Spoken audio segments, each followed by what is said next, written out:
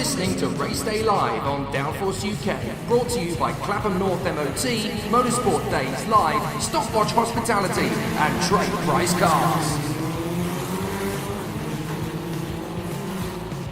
Good morning, everybody, and welcome back to the PF International Circuit. It is the first round of the 2018 Two-Toe Money Super 1 British Karting Championships. Jake Sanson and Chris McCarthy bringing you the action all day long here from the beautiful Trent Valley Kart Club circuit here in the heart of Lincolnshire. It's a very cold and groggy day to start us off for our first of 22 races over the course of today, and for the first time in an incredible age, it is a C final in a Super 1 meeting. The Senior Rotax has so many drivers subscribed for this meeting that we are having a C final. Yes, the repêchages are coming up first of all. We have the Senior Rotax, the Junior X30, the Honda Cadet, and the Senior Rotax to get the ball rolling. So let's talk you through the grid as they go round on their formation lap for this first Senior Rotax C final repêchage. Aaron Yeo is on pole position in the 74 with Jody Newman alongside on the front row. Thomas Walker and Liam Georgeson are on row 2 from Alex Pendlebury and Tom Geeney. Then Luke Freestone, Jack Wall, Harry Canham, Jason Coughlin, Lewis Ridd, Peter Jeans and Kieran Gifford.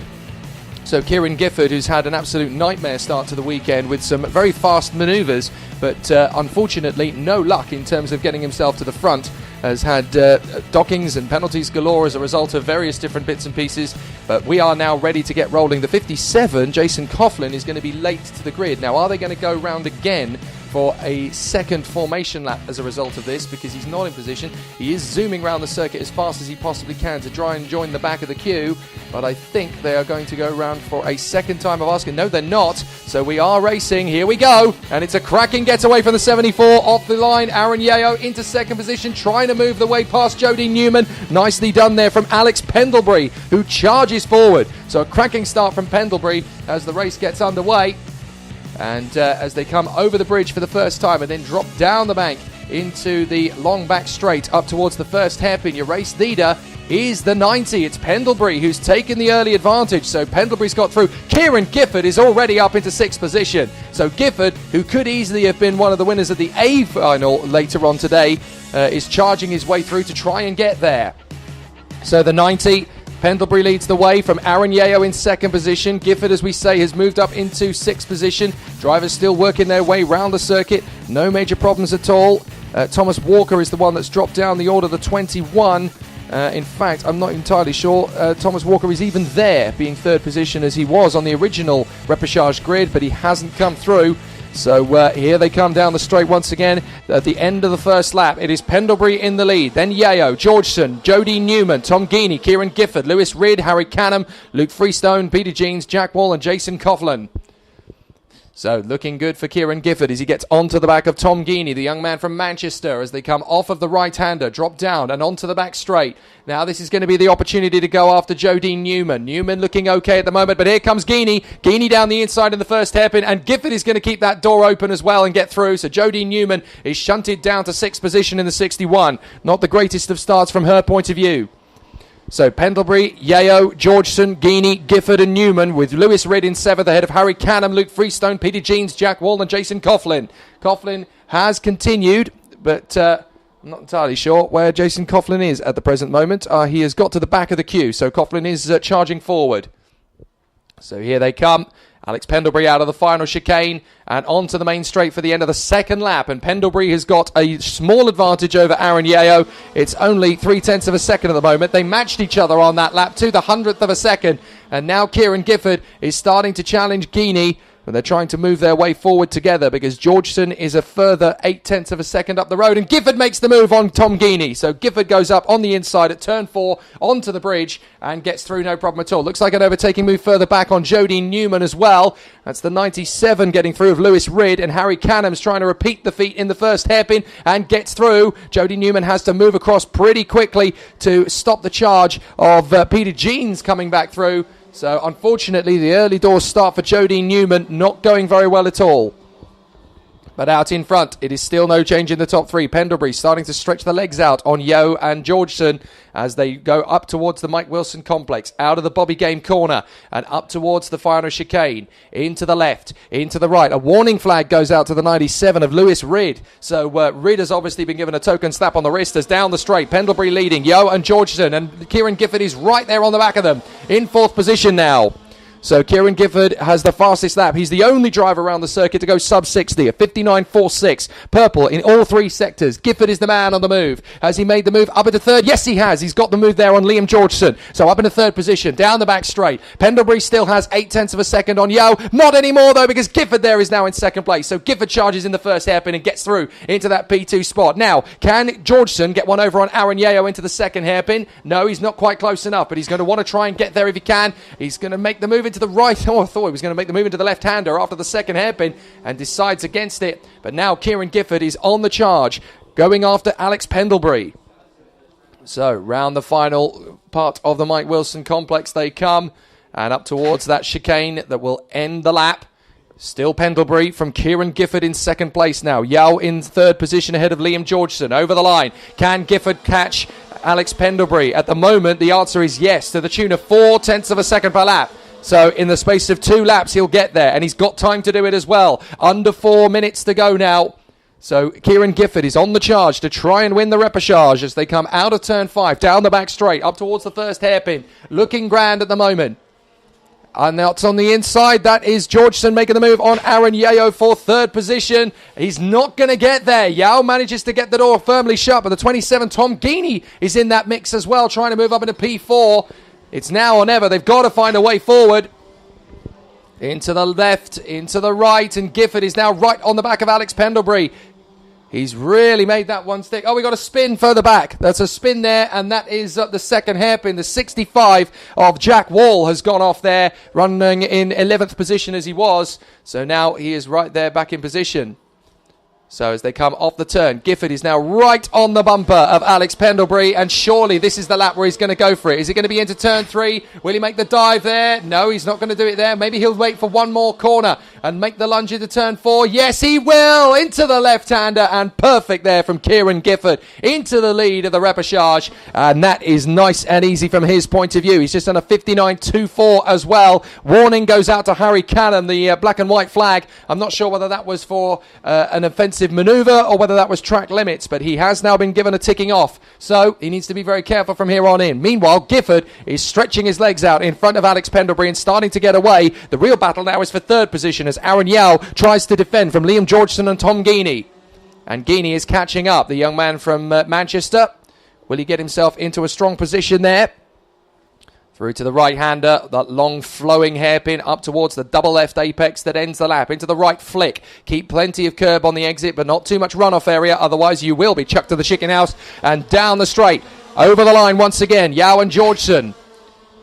Georgeson is going to have another look at Aaron Yao, but he's not close enough yet. Geeney's gaining ground. He's going to need to make a move soon. Otherwise, Geeney will beat him to the punch. And they go into 4, over the bridge, down the drop into 5, over the turn, down the crest, and onto the back straight now once again.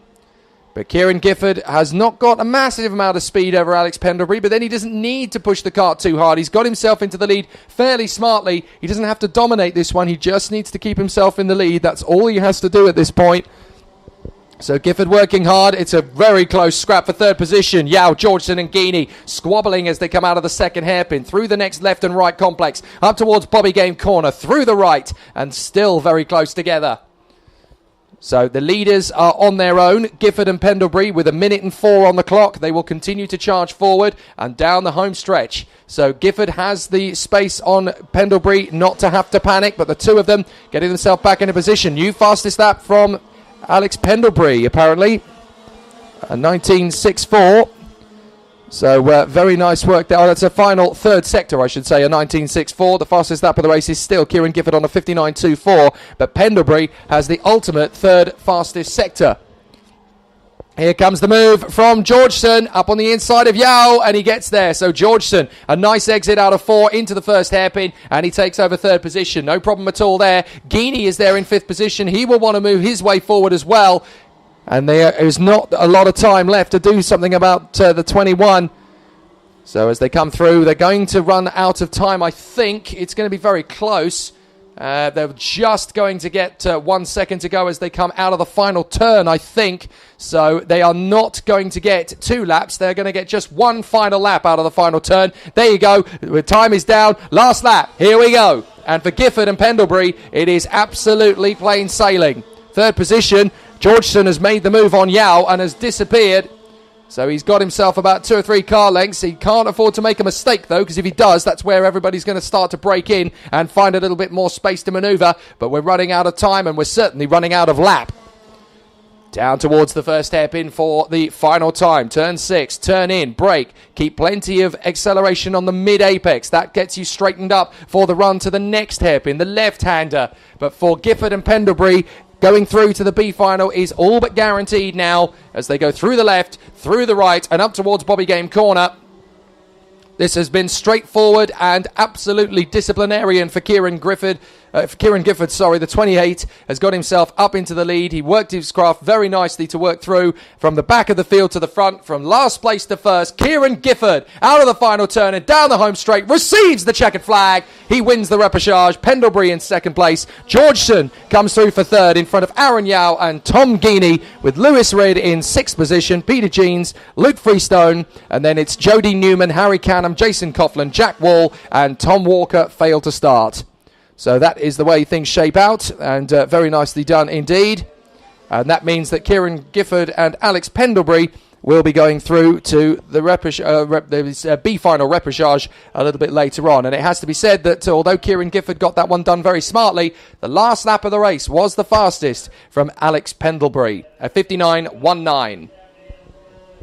So a positive start to the day then in the repechage from Kieran Gifford from the back of the grid to the front, and made that look fairly straightforward. He even looked like he had some power in reserve.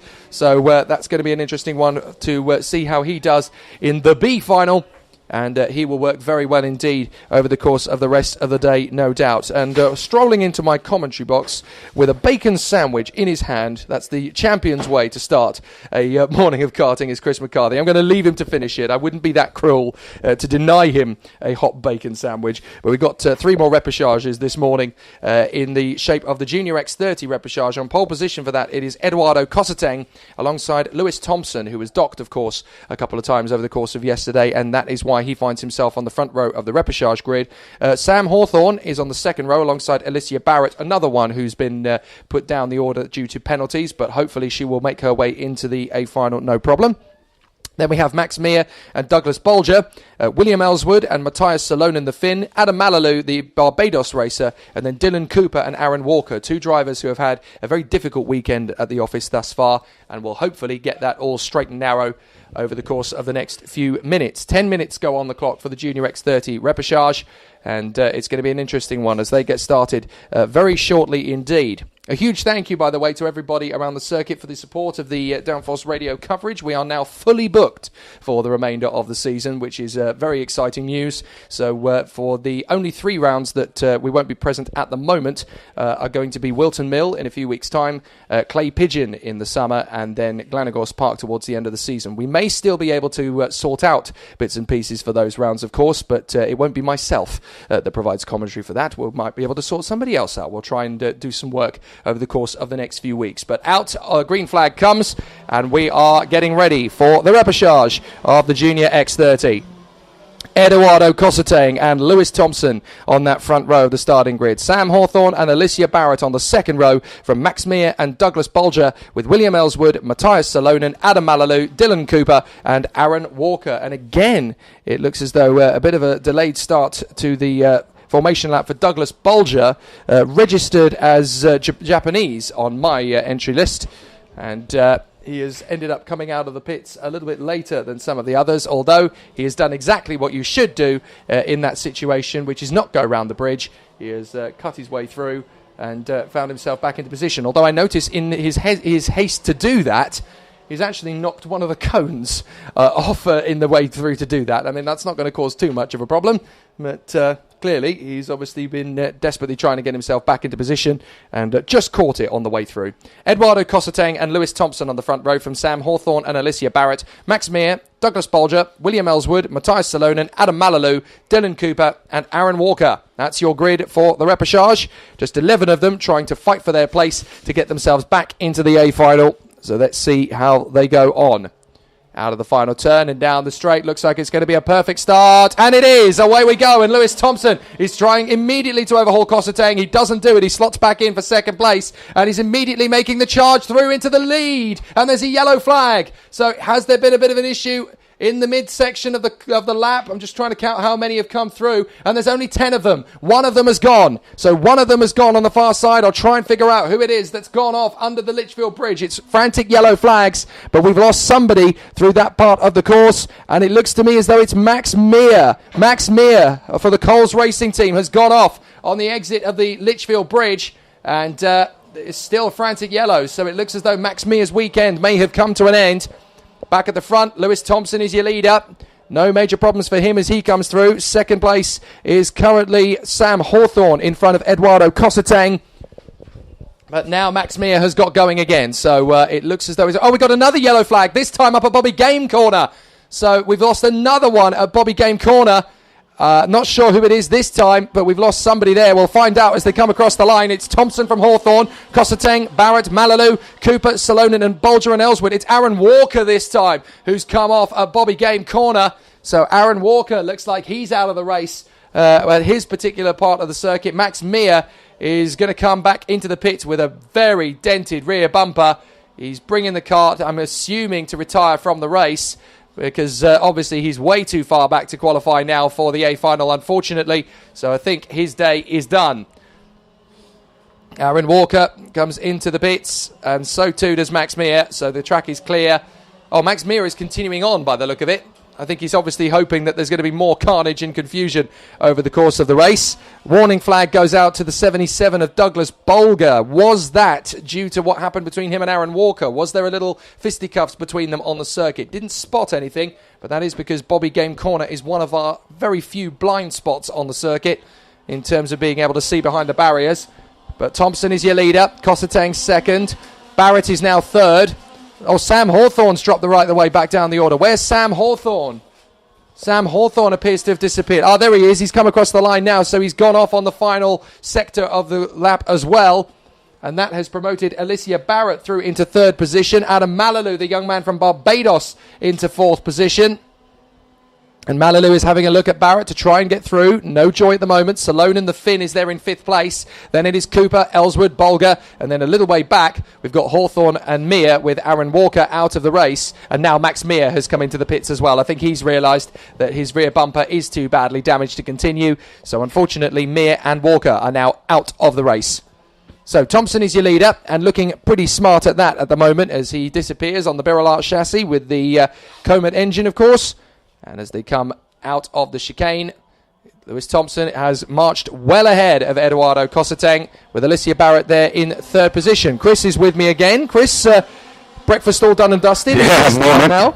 Yep, morning. Morning to everyone around the circuit. Of course, second race of the day, and the drivers a little bit more unfortunate in the heats out this morning with the four repechage races. Of course, the Senior OTAC C final. It's been a long time since we've seen a C final in Super 1, as it looks like the last space in the A final has just changed hands. That would have been, was that Ellswood trying up to make sixth, a place? Yep. Let's have a look and confirm as they come out of the corner. It was Ellswood going into sixth place. So top six go through. Of course, Douglas Bolger, I think, has gone through to seventh place, dropping Adam Malalou down to eighth at the moment. That's the main focus on circuit. Top five can pretty much stay as they are. Won't really change. You've got to feel sorry for Sam Hawthorne, who was in that top five a little while ago, then disappeared in the third sector. Not quite sure what happened to him. Lewis Thompson, last lap is a 59.78. The new fastest lap, though, is set by Matthias Salonen, the Finn, who has got himself into third position. Diving up the inside, though, that's a move for second place, I believe. Salonen has got through past Eduardo Cosseteng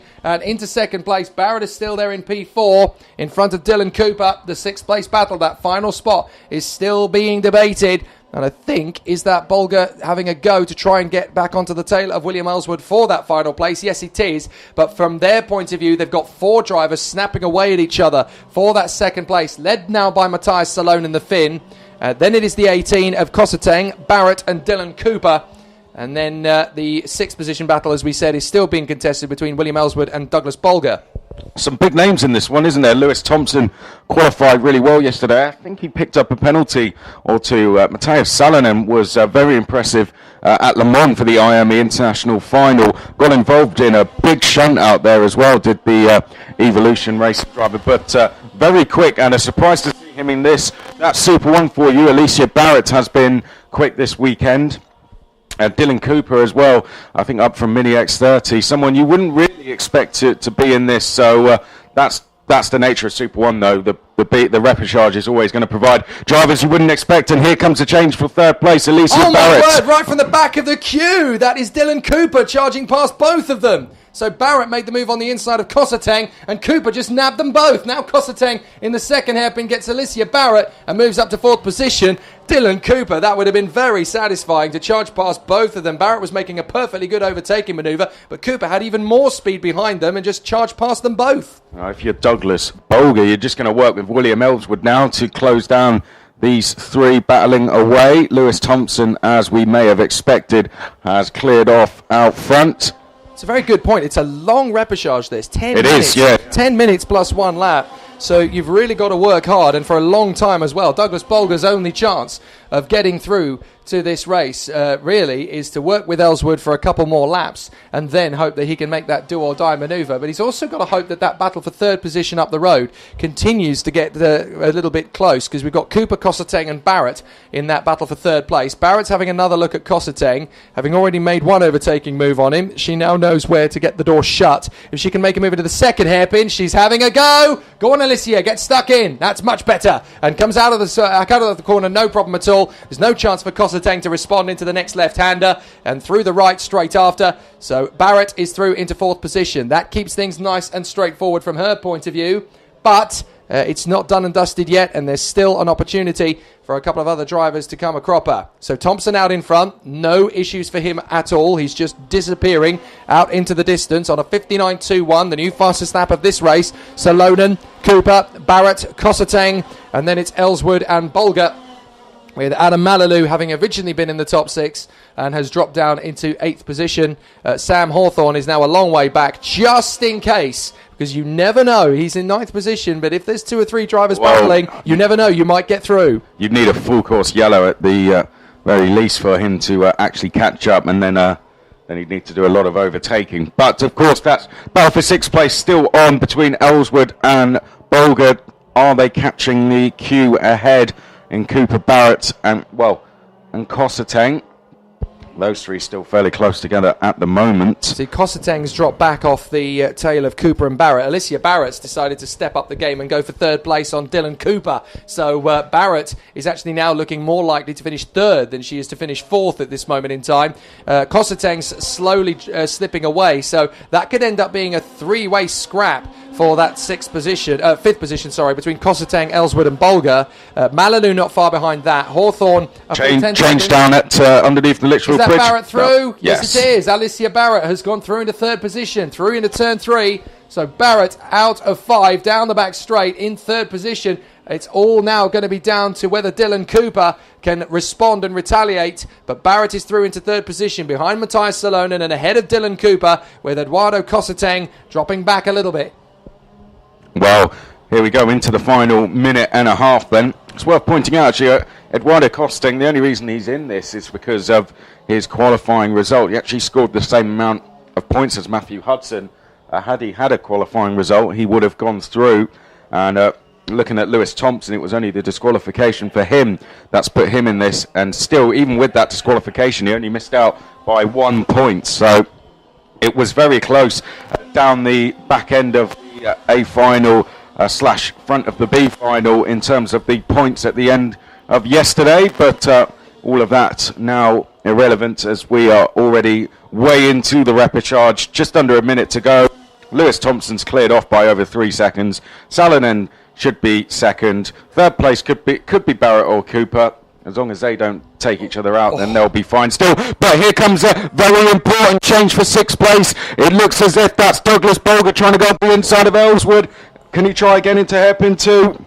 He's got to get on with this. The thing is, he's got to get on with this quickly. This is the penultimate lap of the race, so he has to get this through now on Ellswood. But Ellswood defends beautifully. Bolger is now about 2 kart lengths back, so he's got to try and find his way back through. Here comes Thompson. It's going to be touch and go as to whether there's going to be another lap or so. It's going to be down to whether he can cross the line. I think he's going to. 1 second left. He's got another lap in the board there. That's very interesting, and that could make things easier for Bolger to qualify. That means our race starter out there has to stay up on the gantry one more lap. Nice and cold out there? Yes, I'm sure he's absolutely loving the conditions out there this very bright and breezy morning.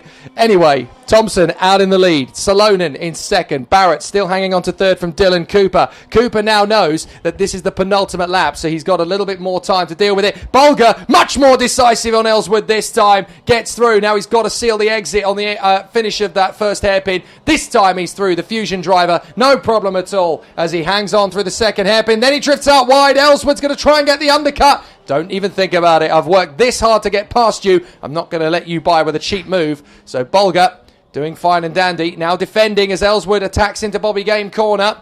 No major opportunity for him to get through on the inside, but still giving hassle. In fact, he's going the long way round to try and get him on the switchback. But Thompson has begun the final lap of the repechage. Salonen second, Barrett third, Cooper fourth, Kosseteng fifth. Here's the battle for the last place. Bolger has actually stretched out 2 kart lengths in front of William Ellswood, and that could just be enough to seal the deal. Oh, well, I don't know. That's very nervous times for Douglas Bolger. And you've got to remember, a lot of these drivers in the B final perhaps would be a little bit less experienced than those in the A final, and nerves may just start to kick in for Douglas Bolger.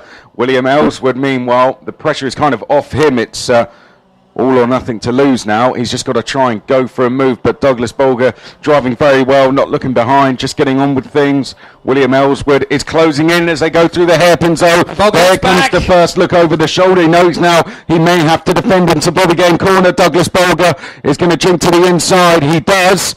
Well, Thompson, meanwhile, is going to take the finish line. We'll try and keep an eye on this as Ellswood has a major lunge, and he's through Bolger. Thompson wins it. Second place for Salonen from Barrett and Cooper and Kosseteng, but Ellswood has got through on Douglas Bolger at the Mike Wilson complex and is through. Bolger devastated as he crosses the line in 7th place. He's out of it. Malaloo in 8th. And then Sam Hawthorne will come through for 9th in front of Max Meir and Aaron Walker. Max Meir out of the race after going off at just under the bridge past turn 2 on the first lap. And Aaron Walker off on the first lap at Bobby Game corner as well. So big problems for those two. Hawthorne running around in 9th place. May as well. He got his money's worth in, didn't he, in the final race of his weekend. But for Douglas Bolger, unless there are penalties, it's game over for him. Yeah, it's always one of those things that can happen. But we say it was a brilliant move. It's a bit of a blind spot for us. Didn't expect Ellswood to actually be able to complete the move down there. But it didn't seem to be too much of an argument coming from Douglas Bolger, which would suggest to me that the move was pretty good. So good driving that from Ellswood. Just got through right in the nick of time. But as you said, if there is any penalties ahead, then Douglas Bolger could find himself going through as well. Likewise, Adam Malaloo. Right, we have the Honda Cadets up next, and of course, standing start for them in their repechage, with Oliver Stewart and Zach Styler on the front row of the grid from Morris Henry and Ollie Handley. Alistair Cresswell and Cruz Speakman will be on the third row from Alex Preston and Maximilian Solarski. Lennon Brandy and Edward Pearson, Cameron Crockett and Zico Hopkins-Collis remain on the grid. It's going to be difficult to know which of these guys is going to go through to the A final because they're so closely matched. Well, a big surprise in Oliver Stewart to be there, to be honest. Qualified 9th on Friday, so the young Scot has had huge difficulties throughout the heats as Oliver Stewart to find himself in this position. Ed Pearson is another name who really shouldn't be in that position either as well, because Ed Pearson's been fairly strong from time to time as well. He was in the top 10 qualifying, yeah. So it's those two, isn't it? Oliver Stewart and Ed Pearson, who started on the 5th row of the first race of the weekend from their point of view, that find themselves here in the repechage. So it would be very, very surprising to not see them in the first 2 positions of this race. Let's have a look at how they got on then. Well, Oliver Stewart, obviously he would have been placed 29th overall, 10th and 22nd. Zach Styler 12th and a 19th, Maurice Henry 13th and an 18th. So a lot of midfield finishes for those guys. The other name you were mentioning there was Edward Pearson. Let's have a look now. Edward Pearson qualified 10th and scored 11 and 10 points, which means he was way down the field with that. So we've got the drivers' parade coming up after this race. So all drivers must attend the drivers' parade at 10 minutes past 9. So do make sure all drivers, that is compulsory, it is mandatory, 10 past 9 drivers' parade, which is going to be on the starting line, we believe. So we will I've just been given the confirmation. Yes, it's on the starting line. All drivers must attend 10 past 9 for the drivers' parade. Attendance is mandatory. So you must make sure that you attend, please, for the drivers' parade. That's full suits, full helmets. You need to make sure that you are ready for the drivers' parade. And as we have just mentioned, attendance is mandatory. So you must make sure that you attend that in full suit and helmet as well. So please make sure that you attend that. If you don't, well, you don't want to find out what the consequences are. Let's put it that way. So make sure you're there. 10 past 9, drivers' parade. All drivers in attendance in full suit and helmet is mandatory. So please make sure you attend. Thank you. Well, let's go back to the repechage. So, yeah, as we said, Oliver Stewart qualified 9th, but only scored 10 points in that opening heat, 22, much better in the second one. Zach Styler, 30th, he qualified on Friday, so has pretty much qualified where he is. Maurice Henry, 31st in qualifying. So, again, Maurice Henry holding station. Likewise, Ollie Handley, Alistair Cresswell, Cruz Speakman, Alex Preston, Maximin Solarski, all sort of down in these positions in qualifying. But the other big surprise, as we said, was Edward Pearson, scored 11 points and 10 points. So, down the field, unfortunately, in his heats, he was out in the first and third heats. So, let's take a look in a little bit more detail what happened to him. Looks like Edward Pearson actually picked up a penalty in the opening heat and finished 24th place. And then his second heat, let's have a look at what happened to him there. Edward Pearson actually finished a lap down. He actually picked up yet another penalty. So it's been penalties, unfortunately, Jake, that have left Edward Pearson down the field. But 10th place, he's only got to gain a few positions. You know, you got to get in the top 6 to go through. So it's not really. He could technically do that off the start. I think he should. As long as he stays out of trouble, I think he will do that. But you've got to get through the start nice and safely. You don't have to gain all those positions in one lap. It's a pretty long repechage race, 10 minutes on the clock. 10 minutes, so it's very hard work indeed for these guys to keep up the pace for that length of time. 10 minutes, absolutely flat to the throttle, so they will be working very hard out there, that is for certain. But with the repechage about to get underway, Oliver Stewart from pole position will have himself a fairly straightforward job on paper, but it's never quite as easy as that when the race itself actually gets underway. Here they come, out onto the circuit for their rolling lap.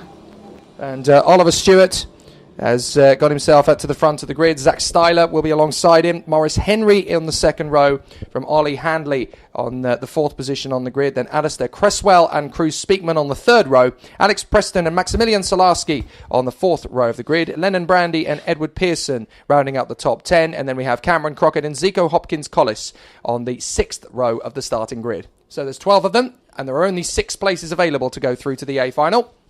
So they've got to be very careful how they go about it. But here in the B final, the repechage, as it were, Oliver Stewart has a great opportunity to come through and take the victory. For the rest of these drivers, it's another new experience for some of them, of course, because there are still a few rookies within this collection of B final drivers. They've got to try and just use this as an opportunity to continue to learn, to get more experience and more knowledge. And the drivers, of course, forming up on the standing start grid, I should say. Very different, actually, than the Honda Cadets, but this is what came in a few years ago to make the change to standing starts. And Honda Cadet is now the only class that has maintained it. There are a few classes who also tried a standing start, and it was all basically because of the jostling for positions on the start. I think it was at the first round at Rowra a few years ago where it really all came to fruition, but only Honda Cadet has remained with the standing start these days. Yeah, of course, the Rotax classes did use it for a while, but gotta say, wasn't really a fan of them. It's not as much fun, is it? No, not to be honest. A lot of people, when you think of kart racing, you think of a rolling start, and for the Honda Cadets, it's worked very well, but for the Rotax classes, it was great to see it switch back. Here we go. Stewart and Styler on the front row of the grid from Henry and Handley, Cresswell, Speakman, Preston, Salarski, Brandy, Pearson, Crockett and Hopkins, Collis. We're racing, and it's a better start by Zach Styler initially. Then Oliver Stewart creeps slightly forward and moves across. So that is Oliver Stewart into first position. Morris Henry trying to slot in there to third position. No problem at all for the moment. Zach Styler trying to come around the far side, but he's going to remain in second position. Oliver Stewart still leading the way. Very nice moves there from Zach Styler to start swarming and giving it. We got a spin out of 3. One of them has had a little bit of a spin out of 3. So we'll just double check and see who that is now has rejoined and is now back on the hunt once again.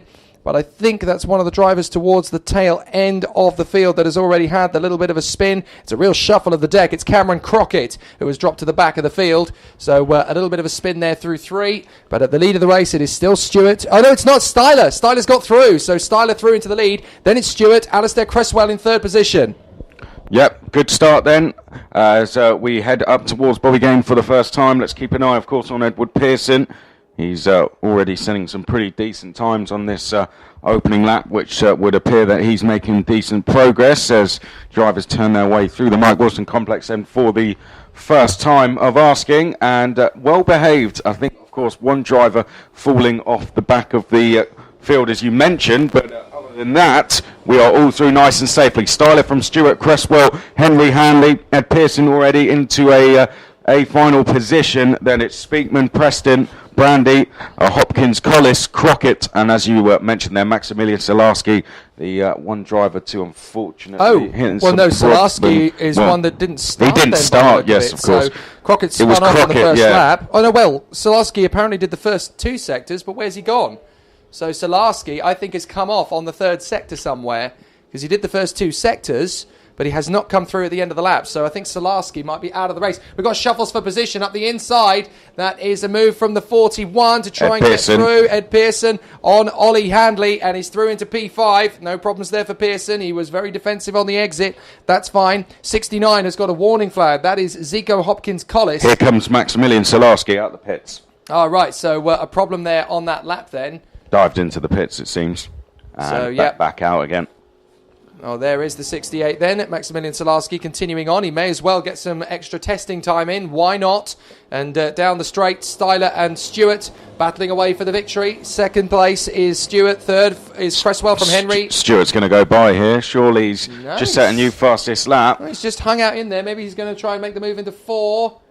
Yes. He is, up the inside, and that's nicely done from Stewart. And before they even get to 5, he's got himself a nice kart length over Styler. So Stewart leads from Styler, Cresswell, Henry, Pearson, Handley, Speakman, Preston, Brandy and Hopkins Collis, with Crockett there in 11th position trying to make up the ground. Up the inside, that's a move from Lennon Brandy on Alex Preston. So Brandy goes through, and that puts him up into 8th position. So a nice little move there from the young Scotsman.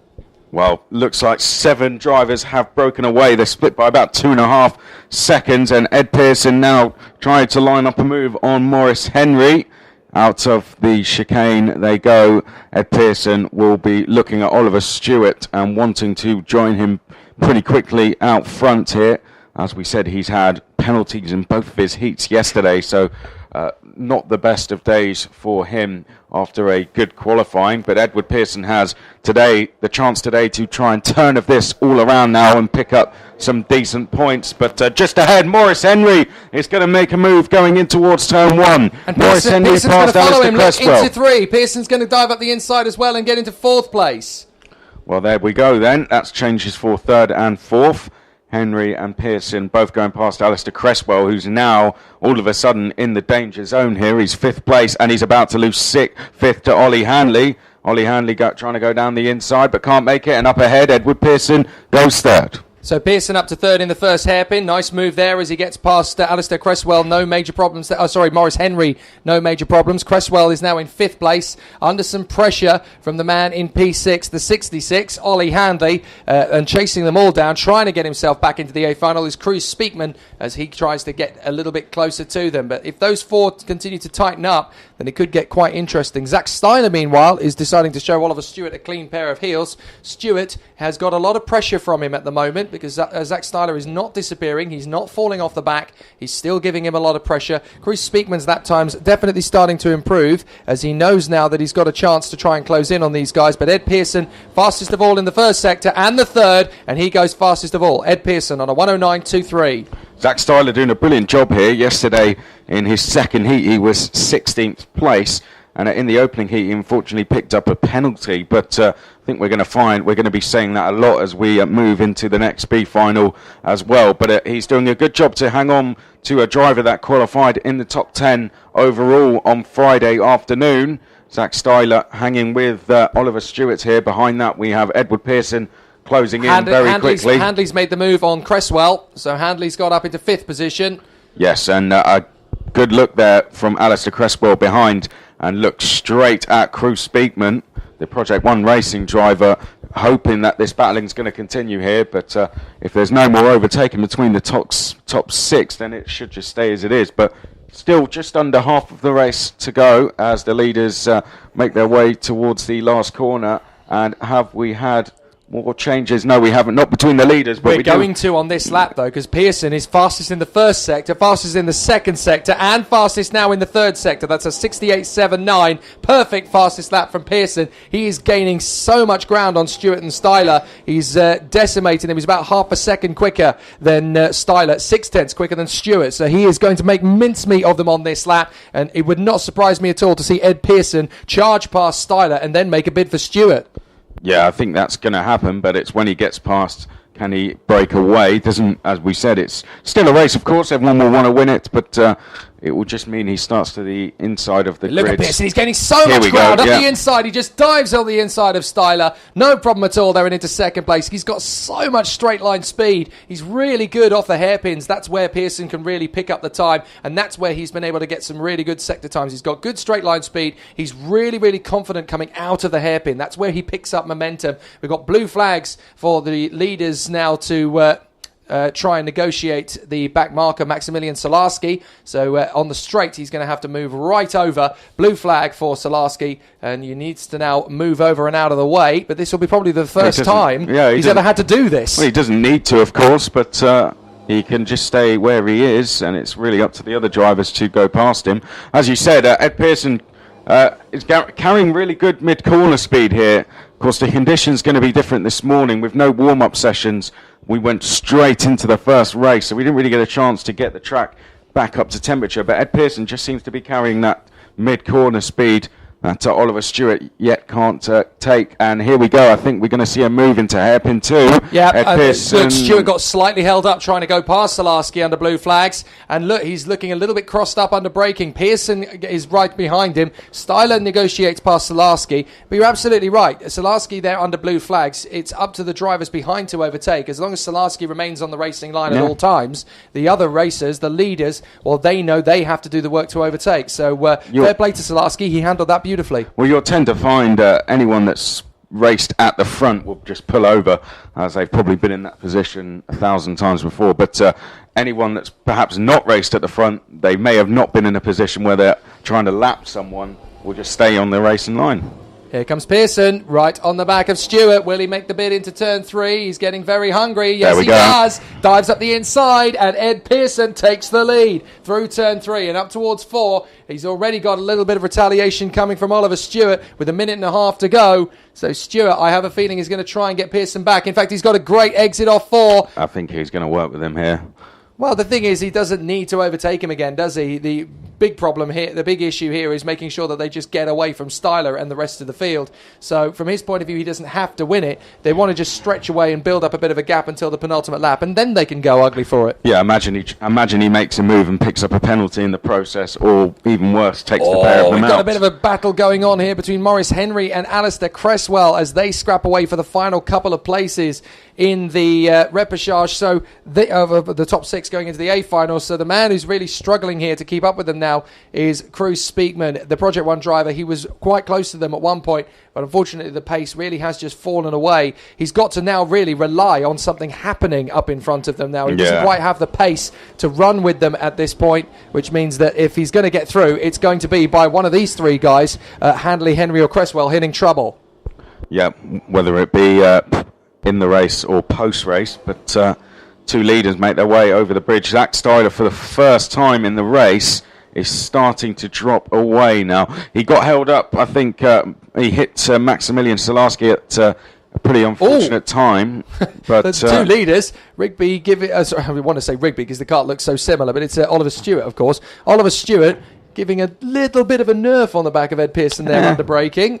Just a bit of a hurry up. It's like, come on, I want to get away from him, and then we can start battling. To be honest, sometimes when you're right behind someone like that, you can misjudge your braking point just ever so slightly. And don't forget, he's carrying more speed into the corner than, because he's in the tow, Oliver Stewart's going to be carrying more speed into the corner than Ed Pearson. So if he hits his usual braking point, he will go a little bit deep, but he'll just use Ed Pearson as a bit more of a brake. There was a good overtaking move at the first corner from Lennon Brandy. He made the move on Alex Preston at the beginning of the lap, so he's now come up into 8th place. Good work from him there. That's him retaking that position, by the way, so yes, they're actually having a good little battle. So Preston and Brandy are having a nice little end of race, possibly end of weekend battle as well, as we continue into the final lap. We have a visitor. In our commentary box. He's a very flappy chappy. Bit of a winged insect just floating in front of your eyes there, Chris. Anyway, this is the battle for the victory up front. Pearson and Stewart. No major attempts from Stewart to make the overtake, but we're going to get some last lap shenanigans potentially from the 4th place battle. Handley, Cresswell and Henry very close together. They're looking likely to go through anyway, but the position on the grid is going to be a very important one. And from Cresswell's point of view, he's actually in a very strong position, being in 5th place, because he'll have the inside line going down to the first corner. So that's going to be an interesting one from his point of view. Yeah, I mean, when you're at the back, it's Cresswell's going for the move. Actually, he's going to try and make a move into 4th position. Bobby Game corner. He had to back out of it in the end, but anyway, the leaders are coming through, and Ed Pearson and Oliver Stewart are going to run 1-2 at tandem. Stewart will try one more time, but it's Pearson who's going to get there. Pearson gets the win. Very nicely done indeed. Styler in 3rd position. Then it is going to be Handley from Cresswell and Henry. They are the 6 that goes through, barring any problems in scrutineering later. And then we have Cruz Speakman come home in 7th position. Unfortunately, his weekend for the moment comes to an end. Alex Preston got back through on Lennon Brandy. Where's Brandy now? Brandy has fallen back out of contention. Zika Hopkins-Collis comes through in 9th place. It looks as though their battle ended rather sourly, because Lennon Brandy comes home in 10th position in the end, in front of Cameron Crockett, who will come home in 11th place. Maximilian Salarski has already crossed the line, having been lapped by our 3 leaders up in the front, Pearson, Stewart and Styler. Fastest lap of the race on the last lap from Stewart, a 1:08.68, but not quite enough to overhaul Ed Pearson. But a good battle nonetheless, and hopefully the 2 of them will continue to make progress through the field in the pre-final. Yeah, now they've had a chance to kind of follow each other around. You may find that they'll work together actually going into that first final, but as you said, what we expected really, Ed Pearson and Oliver Stewart to win by at some distance. But I've got to say, Zach Styler, that's a very impressive performance. He was 2.6 behind, but he was going round on his own on those last few laps, and for a long period of that race he hung with both Pearson and Stewart. So I think Zach Styler will be pleased with that, considering he qualified around 30th place on Friday, and you had Pearson and Stewart in the top 10. So Zach Styler and the team there will be pleased with that. Handley, Cresswell, Henry, I think for them, mission accomplished. We'll see you guys in the finals. And speaking of seeing you guys in the finals, we're going to take a quick pause in proceedings now because we have our driver parade in about 5 minutes' time. And then we'll have the senior Rotax B final at 9:30. And that's when we'll come back to the action. So there's one more B final, and then it's pre-finals and finals all the way for our 9 classes. 19 races to go. It's going to be really, really exciting to see how these guys finish off their first weekend in the 2018 Two-Tone Money Super 1 British Karting Championships. Myself and Chris McCarthy, we've got a lot of great racing to come today. Some good battles on the horizon. Yeah, it's going to be fantastic racing. Of course, it's always a shame that we have to say goodbye to a few drivers, but there's a long season ahead, so it's part of the learning process, perhaps for some of those drivers.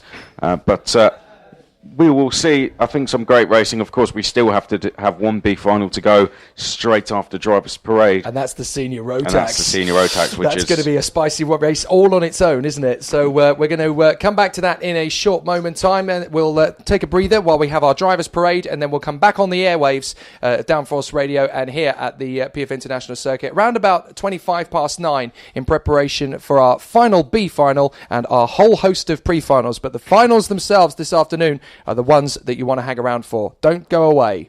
Hi, I'm Tom Ingram and you're listening to Downforce Radio. Hi, I'm Jacques Villeneuve, you're listening to Downforce Radio. Hi, I'm Bruno Senna, you're listening to Downforce Radio. Hi, I'm Chris Hoy and you're listening to Downforce Radio. Hi, I'm Landon Norris and you're listening to Downforce Radio.